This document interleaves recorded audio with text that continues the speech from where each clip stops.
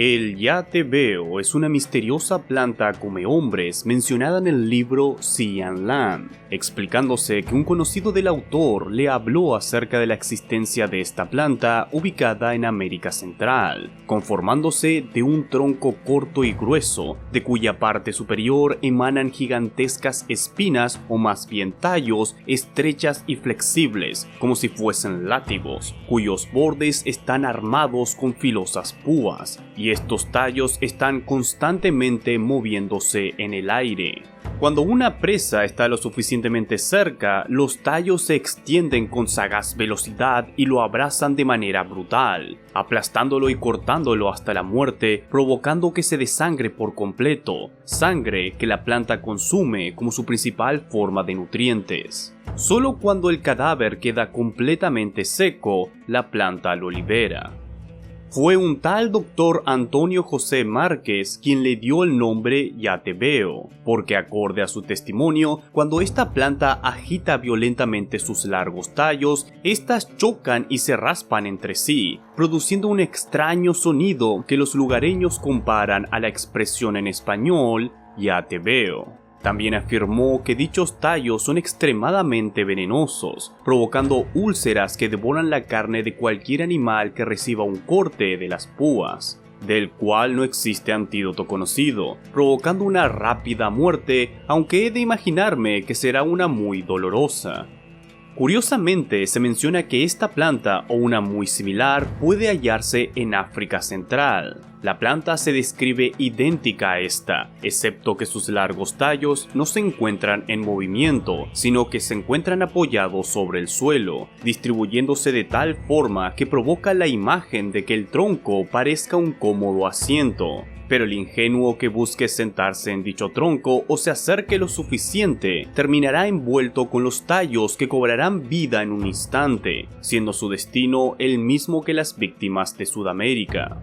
El libro también menciona que cientos de viajeros africanos han declarado haberla visto con frecuencia, con unos pocos siendo testigos de su voracidad. Incluso se menciona que en el pueblo Fang acostumbraban a lanzar a los criminales y a aquellos que practicaban brujería directo a los sedientos tallos de la planta. Desconocemos cuál sería su nombre en una lengua aborigen africana, pero curiosamente se menciona que esta planta se encuentra tanto en el centro de África como en el centro de Sudamérica, lo cual nos revelaría que esta misteriosa planta, si alguna vez existió, era una planta carnívora de clima tropical.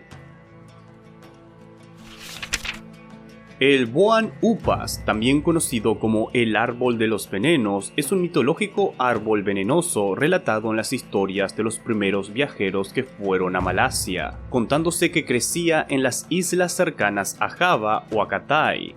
Los viajeros medievales advertían que este árbol debía evitarse a toda costa, ya que este producía vapores sumamente narcóticos y tóxicos que mataban a las plantas y animales a kilómetros de distancia, con lo cual me imagino que el árbol creaba un enorme círculo de muerte, donde la tierra debería parecer prácticamente infértil.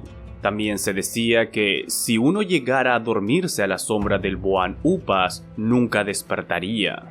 Incluso se explica que los malayos sentenciaban a algunos de sus prisioneros a ser atados al tronco de este gran árbol, lo cual, en esencia, era una sentencia de muerte.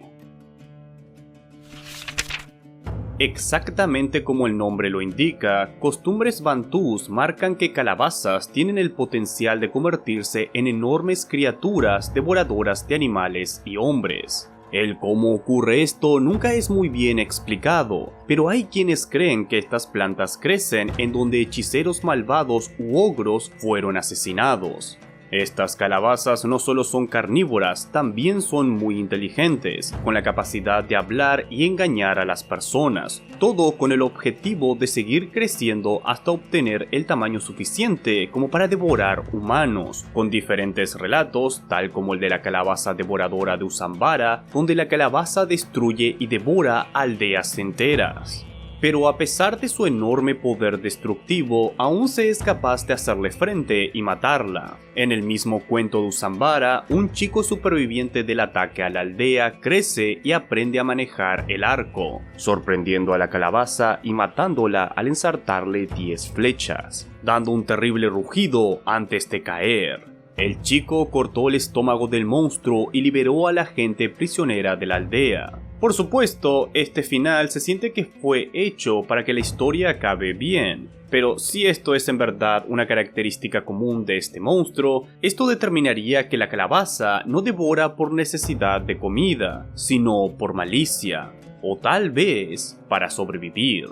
Es muy posible que estas calabazas tengan miedo a los humanos, miedo a que estos busquen cortarlos y comérselos, porque es en otro cuento donde una de estas calabazas no actuó en contra de las personas de la aldea hasta que éstas buscaron destruirlo con un hacha. Fue solo ahí que los devoró a todos. Así que tal vez esta planta no sea malvada, sino que sencillamente busque sobrevivir, al igual que todos nosotros.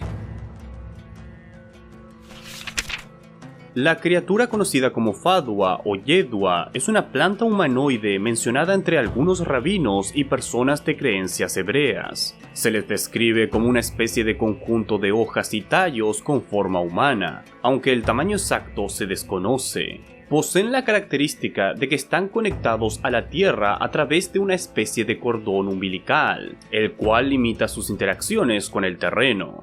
Este se dedicará a matar a cualquier ser vivo dentro del radio de su cordón y comerá toda la vegetación dentro de su círculo. En caso de que su cordón sea cortado o arrancado de la tierra, el Fadwa morirá, siendo el mejor método para matarlo el dispararle con flechas a su ombligo o cordón desde una distancia segura.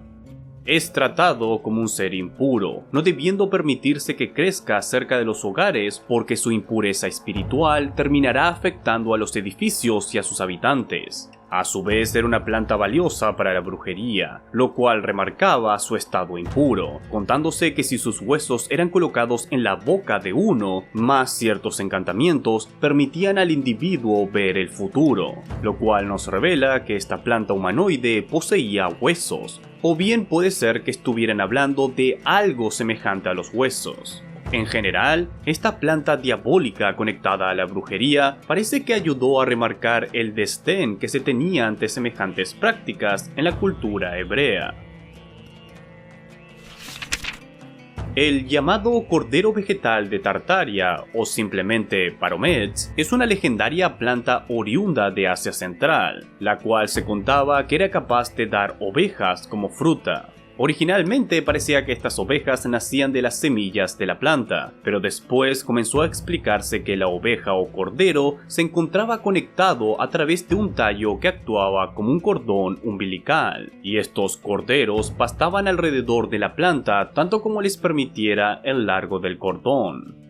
Si bien este cordero nacía de una planta, se le retrataba idéntico a cualquier otro, es decir, estaba compuesto de huesos, sangre y carne, solo que este animal dependía de su conexión con la planta, la cual si se llegara a cortar, el cordero moriría. Este tallo cordón, como verán, sostenía el cordero en el aire, pero el tallo podía doblarse hacia abajo, lo que permitía al cordero pastar la hierba y plantas que lo rodeaban, contándose que una vez que comiera todo lo accesible, la planta y el cordero morirían. Una vez que esto ocurriera, uno podía aprovechar y comerse al cordero, contándose que su sangre tenía un sabor dulce como la miel. También los nativos de las tierras donde crecían usaban su lana para hacer sombreros y otras vestimentas. Y aparte de los humanos, los lobos eran los únicos animales carnívoros atraídos por la planta cordero, que en efecto suena la mejor presa de todas, lo cual también te deja pensando que si las personas que criaban estas plantas eran ganaderos o granjeros. Estas peculiares frutas aparecen en un cuento bantú, siendo descritas vagamente como grandes, redondas y coloridas, además de poseer una cáscara dura como una especie de coco.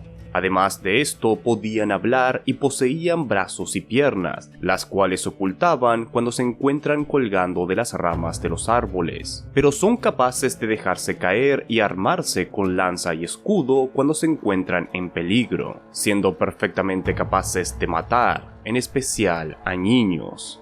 En general, parecen ser monstruos de cuentos para que los pequeños se porten bien y no coman de cualquier fruta que encuentren en la selva.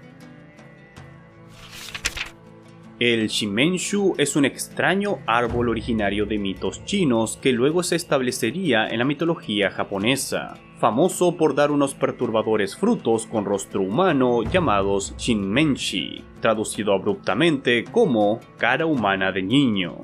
Estos árboles normalmente crecen en montañas frondosas, contándose que sus frutos no hablan, pero que sí ríen de manera constante. De hecho, si la fruta se ríe demasiado, esta se cae del árbol. Y acorde a la enciclopedia del periodo Edo, Wakan Sansai Sue, los árboles Shinmenshu pueden hallarse en las regiones del sur, y su fruto madura en otoño, poseyendo un sabor agridulce, y explicando que su semilla también tiene rostro humano. Acorde a Shigeru Mizuki, un especialista en el estudio yokai, además de famoso mangaka, la leyenda del Shinmenshu proviene de China, también relacionándolo a historias de árboles que dan frutos con rostros humanos originarios de la India y Persia, donde es cierto que se habla del mítico árbol Wak-Wak, por lo que puede ser que estas historias nos hablen de un mismo misterioso árbol, mitos que se expandieron por toda Asia, tal vez gracias a la ruta de la seda. Personalmente, no me gustaría encontrarme con ningún árbol con semejantes frutas. Es definitivamente algo que jamás comería. Molly es una mítica hierba mágica de la mitología griega, solo pudiéndose hallar en la isla de la hechicera Circe, porque, acorde al mito, esta nació de la sangre derramada por el gigante Picolous, quien fue asesinado por el dios Helios cuando éste intentó atacar a su hija Circe. La hierba poseía una raíz negra, supuestamente por el color de la sangre del gigante, además de poseer una flor sumamente blanca, color que tal vez fue resultado de los poderes o presencia de Helios. Homero explica que a esta flor los dioses la llaman Molly, y peligrosa era para cualquier mortal que la arrancase del suelo, solo los dioses inmortales podían hacerlo, describiendo que todo está dentro de su poder, no siendo muy específico de a qué se refería con esto, pero sí menciona en su Odisea que Hermes le dio esta hierba a Odiseo para protegerlo del veneno y la magia de Circe cuando éste fue a su palacio a rescatar a sus amigos. De nuevo, no sabemos los detalles de las propiedades mágicas de esta planta. Bien podría volver a uno inmune frente a toda magia, o, tal vez, por el origen de la planta, esta lo que hacía era anular todo poder de Circe sobre el individuo, aunque esto es tan solo una mera teoría. El Juboko es una espeluznante entidad de los mitos japoneses, un árbol que crece en los campos de batalla y sitios donde ocurrieron masacres, en donde la sangre de cientos de personas se encuentra esparcida por la tierra. En realidad, estos fueron alguna vez árboles ordinarios, pero las grandes cantidades de sangre humana absorbida a través de sus raíces los transformaron en yokais, y ahora solo tendrán sed de sangre humana. Su apariencia no es nada especial, al menos a simple vista, porque el árbol puede pasar inadvertido entre los demás típicos árboles japoneses, pero un ojo observador podrá notar que sus tétricas ramas poseen forma de garras o manos, así como restos de huesos humanos enterrados a su alrededor. El Juboko esperará a que humanos desprevenidos pasen por debajo de sus ramas, con lo cual éstas se moverán rápidamente, abrazando a su presa y apretando con fuerza, provocándole cientos de cortes gracias a las pequeñas cuchillas que se encuentran en las ramas, tal como si tuviera hileras de dientes. Estas ramas perforarán la piel y succionarán toda la sangre gracias a unas ramitas especiales en forma de tubo. Después de drenar el cuerpo, la carne y los órganos serán consumidos por pájaros, insectos y otros animales, dejando solo los huesos secos para que sean reclamados por la tierra. El Roblón es un gigante humanoide más árbol que humano, con su cuerpo conformándose por diferentes características florales de la región: piernas de fresno, brazos de abedul, con mandíbula de roble, nariz de encina, frente de haya, barbas de brezo y hierbas secas en lugar de pelos. Además, poseía unos ojos de lumbre, tan brillantes que de noche parecían dos enormes llamas redondas en la oscuridad, como un horripilante faro en mitad del bosque. Y faro podría ser una buena comparación porque enorme era este monstruo, redoblando en tamaño al resto de árboles de la zona. Este fue alguna vez el roble más grande de las tierras de Cantabria. Un día, una fría tormenta invadió los cielos de la región, y una joven muchacha buscó refugio al meterse en el hueco que había en el tronco del roble. Al sentir el calor vivo emanando del cuerpo de la chica, el roble adquirió cierta vitalidad y fue capaz de moverse. Pero al igual que una planta carnívora, aplastó a la joven al cerrar su tronco y absorbió toda su sangre, lo que le permitió crecer aún más y asimilar otros elementos del bosque de su alrededor. De la chica, lo único que quedó fueron sus ojos, que centellean como ascuas en el rostro del roblón, y cuando éste ya no pudo crecer más, fue capaz de sacar sus raíces de la tierra, y ahora con piernas se dedicó a caminar y a destrozar todo a su paso. Se relata que en invierno se entretenía derrumbando las cabañas, abriendo agujeros en los caminos, llenando con piedras y tierra los arroyos o directamente secaba los pozos de agua con sus raíces. Su final aparentemente fue dado por la mano de unos aldeanos, quienes, hartos de la conducta del roblón, desviaron un torrente cuando éste se encontraba tumbado dormido, apagando las llamas de sus ojos, lo que lo dejó ciego, permitiendo a los aldeanos prenderle fuego, lo cual acabó con la abominación andante. Una tristeza personal que este haya sido el origen y final de una criatura que se asemeja tanto a los Ents de Tolkien. Pero supongo que esto vuelve al roblón aún más único. Como siempre, muchísimas gracias a todos por mirar. Si desean que investigue algún mito en particular, no duden en dejar su pedido en los comentarios de allí abajo. Y si ustedes quieren seguir ayudándome a alimentar al más temible monstruo jamás concebido, el algoritmo de YouTube, dejen un me gusta en el video y compártanlo. Un especial agradecimiento a todos mis patrocinadores y a aquellos que donen a la causa, y con esto dicho, les deseo a todos un muy buen día.